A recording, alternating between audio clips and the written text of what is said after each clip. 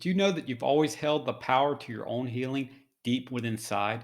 Listen to the great Joe Dispenza on how thoughts, mind, and consciousness can create your healing.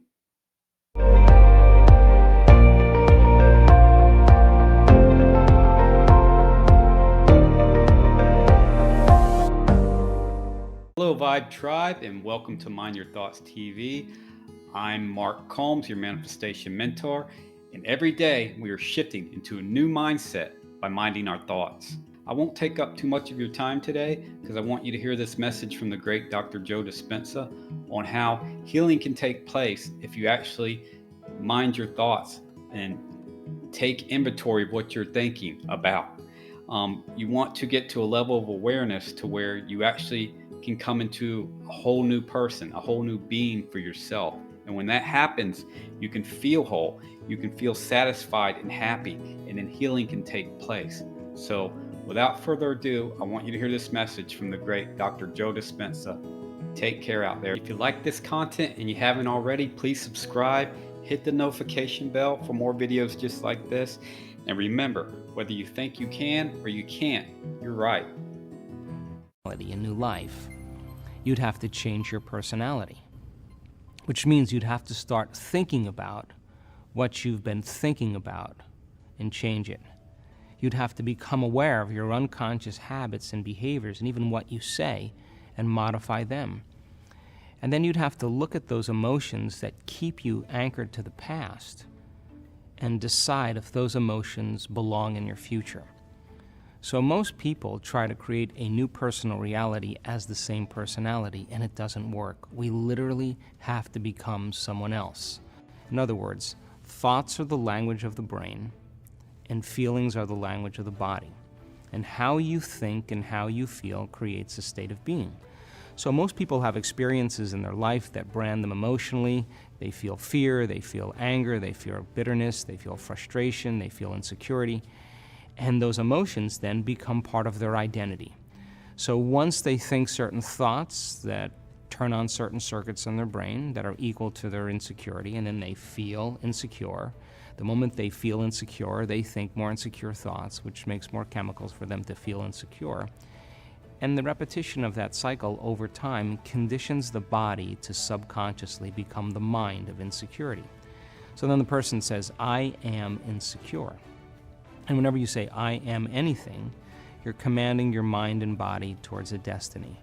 So then most people's biology is, for the most part, their past. And so if you're not being defined by the vision of the future, some new possibility in your life, you're only left with the old circuitry in your brain and the old emotions of the past. So the question then is, can you believe in a future that you can't see or experience with your senses yet, but you've thought about enough times in your mind that your brain is literally changed to look like the experience has already occurred? Now, the latest research in neuroscience says you can change your brain just by thinking. So then, as you begin to think about a new possibility, and your brain begins to fire in new sequences and new patterns and new combinations, and you begin to plan your behaviors, and you begin to review in your mind, mentally rehearse who you're going to be in your life.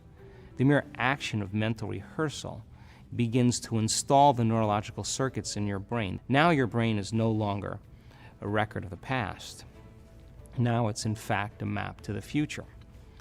And if you were then to begin to emotionally embrace your future before it's made manifest, in other words, you're not waiting for your healing to feel wholeness. You're not waiting for your new relationship to feel love. You're not waiting for the mystical moment to feel awe.